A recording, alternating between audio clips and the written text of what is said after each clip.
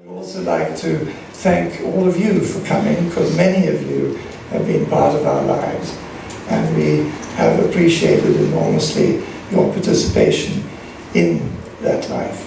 And that life for the last 40-odd years, 47 years has been with my wife and myself.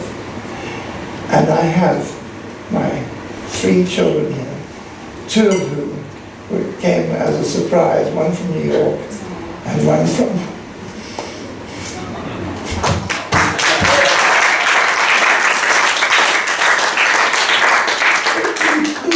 I'm terribly embarrassed because I cry quite easily. So I've done that, I've almost done it. But anyway, thank you. So on to the second part, and that is what life has to offer. And I suppose I have based it on 3 fundamental principles. I was very fortunate having a mother who was probably as eccentric, if not more so, who taught me at the age of 6 or 7 that one should aim for substance in life, not form. Because form is that everyone else subscribes to, and you feel you have to participate, so you go along with that.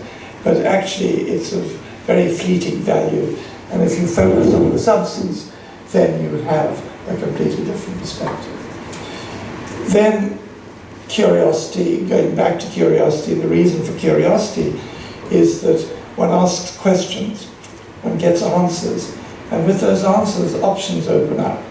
So with those options, then you realize life has actually that extra to offer you if you wish to follow any of them. And lastly, the hardest of which I, as my children will hasten to tell you, I'm not a great success at, and that's the minimization of ego, which I learned in the monastery under rather grueling circumstances in Japan. But it is a very fundamental principle, because the minimization, oops, sorry, you're hearing my heartbeat instead of my voice. The principle is that you, by not focusing on ego, as my friend Paul at the back, who is a 7th black belt in Kendo, knows very well, it is finding that neutral zone where you're in balance with the rest of the world, and the rest then follows automatically. So that's the sort of underlying theme running through the book, and I must say I've had some very positive feedback to that, because some younger people in particular have written and said that since I stopped worrying about what my peer group, my Facebook friends would think, I have found a greater freedom. And this is what this book is about. It's about the ability to go out there, to try anything, to be anything, and to face adversity as an interesting experience rather than as a soul-crushing or even more obviously ego-crushing experience, because if you minimize the ego, it really doesn't matter. You can basically survive anything. So I suppose that is what my book's about. Now, obviously, I have many tales of daring do, starting off growing up in the bush in Rhodesia with sort of elephants in the vegetable garden, cobras in the bathroom and that sort of stuff. Even the old witch doctor thrown in, which made for kind of an interesting experience.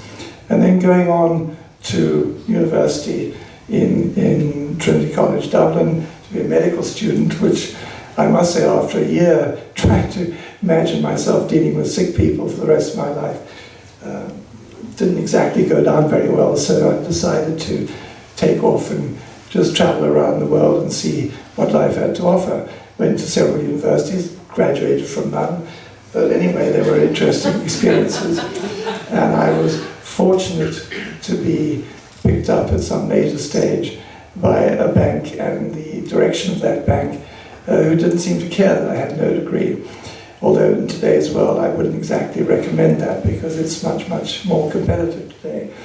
So I managed to go from Trinity to Germany, which was an interesting experience, because I was in the UK not too long after the war, and there was still a lot of negative feelings about the Germans, and I wanted to actually see what it was like to be in Germany and what Germans were like. So I spent a very interesting year there. I had some rather curious experiences, as you will find out. Some people take a rather dim view of one of them, but anyway, that's as is so much for that.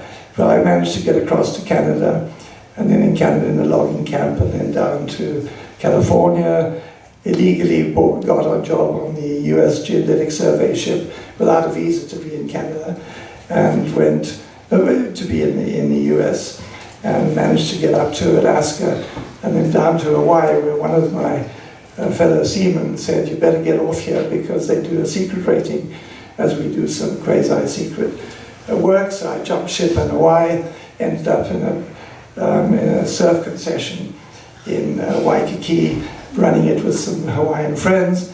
And one day a young Oriental came up and said, "Oh, I want to run surfing." I said, "What?" "Want to run surfing." And I said, "Sorry, I don't know." I said, "Surfing! Oh, you want to learn surfing?" "Indeed." "Well, what do you do?" So he said, "I'm opening a temple for my monastery in Japan." And I said, "Have I got a deal for you? I'll give you free surfing lessons and you introduce me to your abbot." Because normally to get into a monastery in Japan, you have to sort of lie on the front steps of the monastery for days on end. I mean, sometimes 10 days, even 2 weeks, just to show you're sincere. And it can rain, and it can hail, and it can snow, but you have to lie there to show you are up to the challenge. Fortunately, under Japanese obligations of on and giri, the abbot felt he owed me an obligation, so I dodged that particular difficult test of lying on the steps, and had an extraordinary time in the monastery in terms of massive deprivation of all the normal senses that one has. What one smelled was alien, what one tasted was alien, what one heard was alien. The only word I knew was sayonara, which wasn't very appropriate.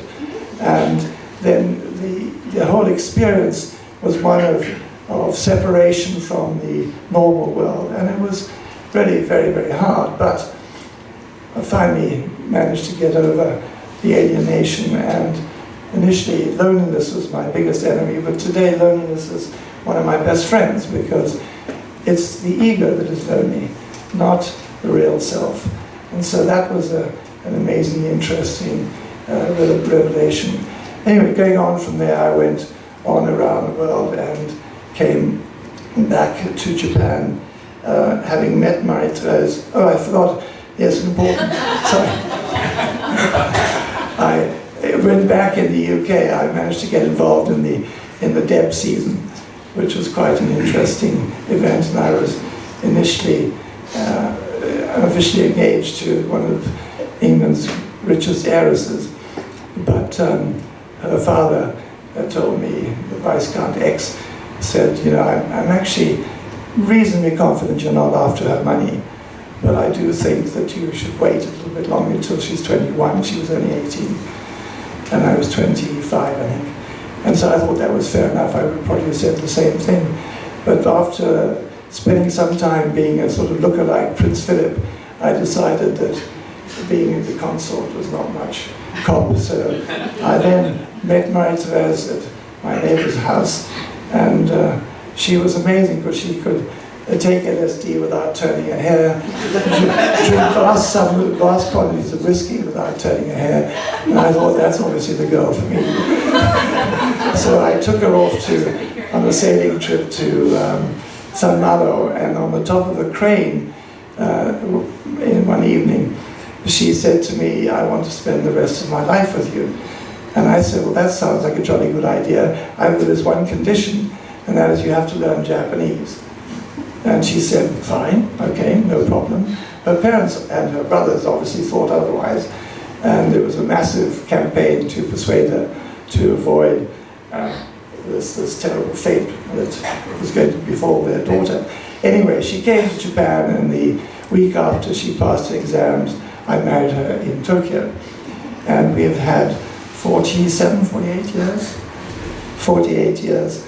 I must say, a wonderful life partner. And thank you, darling.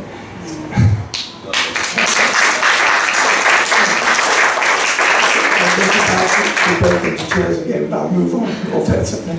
And so we had an interesting time in Japan, and then I discovered my partner was working for the CIA, and anyway, that's another story you'll find in the book. The short and long of it was Peter Wakefield was actually my counselor in the CIA experience, because they wanted to hire me, and I didn't want to join, and they gave me 4 options. One was to join them. No, thank you. Next option, please. And the next option, you have to go to Yokosuka Air Base and make a secret rating test every month. So I said, no, thank you. Next option, sign everything over to us and leave Japan within 2 weeks. And I said, no. Next option, well, you might have an accident. So I went to Peter at the embassy and said, you know, what should I do? I mean, how serious are these people? He said, well, let me talk to the Foreign Office and I'll get back to you. And he came back, and this was just before Christmas. We had a 2-week-old baby and an 18-month-old son. And Peter said, our advice is do what they say, because otherwise you could have an accident. So completely penniless, and I was probably worth, I don't know, $30–40 million at that time in this company. And it took me some time to get over that, but fortunately in the depth season I had met one of Nixon's economic advisors, who was a wonderful mentor, and he said, you're perfect to be an investment banker. You're full of bullshit, you can run and think on your feet, and you, I'm sure, will manage to survive in this world. Plus you have one attribute, and that is that you speak Japanese, whereas nobody, to the best of my knowledge, in the city of London at that time, any Caucasian that is, spoke Japanese. So I'm sure they'll find that interesting. And I ended up being hired by, got 3 offers, but I was hired by Whitewell Limited. And my first boss was some 7 or 8 years younger, sitting right there drinking wine in the blue shirt. And he was actually, for a 24-year-old, or 25-year-old, he was a very good boss. And I thank you, Philip, for your patience and also your... So, and then after 20-odd years in that business, it became really quite unpleasant. The egos were vast, the greed was enormous, aided and abetted by the credit agencies and so on and so forth. So I got out in 1990, and since 1990 I've been advising various companies. I dabbled, well, more than dabbled, I lost a lot of money in startups, which I had no idea what I was doing. And I have since learned more or less how to do startups, and I'm currently I founded 3, and 2 are well established now, and the 3rd is on its way to getting there. One is in electric vehicles for the third world with new technology that we have. The second is in the drone sector for the commercial drone sector, which is backed now by IBM and Intel. And the third is an Alibaba type platform for the whole of Africa, which is getting a lot of attention, and that's going to be launched in about 8 weeks, 9 weeks from now. So that's what I'm doing, and I've finished this book, and thank you all very much for showing some interest in this, my scribblings. And thank you again for being here this evening. I'm really very grateful, and I hope that, sorry, I actually have forgotten my oldest friend, Kevin, who taught me so much in Bangkok. We met at a pajama party in Bangkok for expatriates. He was in his typical Englishman wearing a woolly dressing gown in the Bangkok heat. I was wearing a yukata. We were sitting on the sofa looking at all these young expatriates with negligees on and balloons for boobs and switchstick and whatever. The whole thing was so grotesque that we sort of eventually looked at each other and started talking, and then we both said, let's get the hell out of there. And we talked until about 10 o'clock the next morning over a bottle of Jack Daniels. And we have been very close, dear friends ever since then. And he's so much part of the family, I almost forgot to mention him, just like I almost forgot to mention my children. So thank you for listening, and thank you again for being here tonight. Thank you.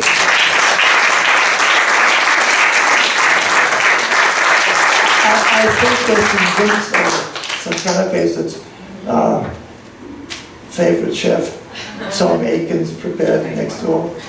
And the wine is okay, but it's drinkable. Is So- there a Q&A? Oh, yes, I would Do we have like- Q&A Varsity- here? Q&A. I think, Do you want to sit down? Do you want to sit down? Okay, Great. Q&A, any Do you want to sit questions? down? Yeah. No, I'm fine, I'm fine. All right, now, don't be provocative. Okay, I haven't, but like, That's what you want. I think I knew you were already cringing. she's ready to cry. Okay, so I haven't read your book, I know Vasily loved it. But my question to you is. Could you just wait for the mic? Thanks. Oh God, this is just really, I might break out in song, but I think I'm going to just try and. Get to the point, my dear. So you've had such an incredible breadth of experience in your life. I have to wonder what is your greatest accomplishment? Marrying my wife. Oh, right. Oh, and that's the greatest, you're the second greatest. but that came from the marriage. No, seriously. But I should also tell you that for those of you who are not aware, I do have a terminal lung disease, which has given me about 2 years, I guess, to go.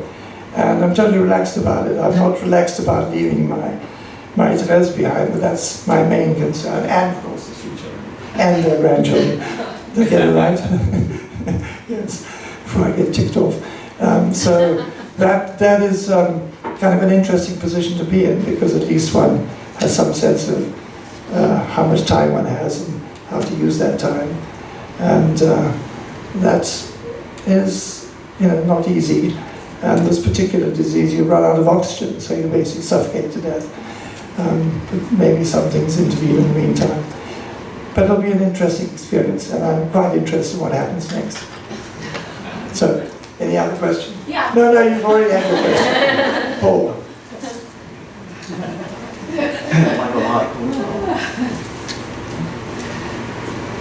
Hello? Yes. Hi, Michael.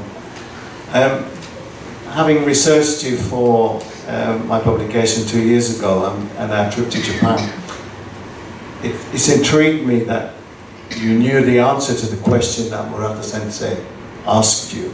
Yes. How did you do that? Well, because I've been in the monastery. Yeah, but I mean, Well, the question was... there's not a template for answers, you know? No, I know, but if you have learned anything in the monastery, the answer was obvious. But the question was, I did Kendo, and the mayor of Nara sort of adopted me because I was the only Caucasian in his city. And he then, after a while studying with him, at his dojo every morning at 6 o'clock, where he beat the shit out of me and enjoyed it. He then said, I'm going to introduce you to my master. I'm not sure he'll take you, but he was one of the top Kendo people in Japan at that time. And when Kagita, the mayor Kagita, took me to meet him, this fellow said to Kagita, why are you bringing me this Western monkey? I mean, I've never met one before, and he won't have any idea about our discipline and so on and so forth. And Kagita said, well, be careful, because he does speak some reasonable Japanese, and I think he's worthy of your attention. So Murata Sensei said, if you can answer the following question to my satisfaction, I'll take you as a disciple, not a student, a disciple in the old sense of the word. And the question was, translated from Japanese, was if you want to win, you will lose. If you don't want to lose, you will lose. So what do you do?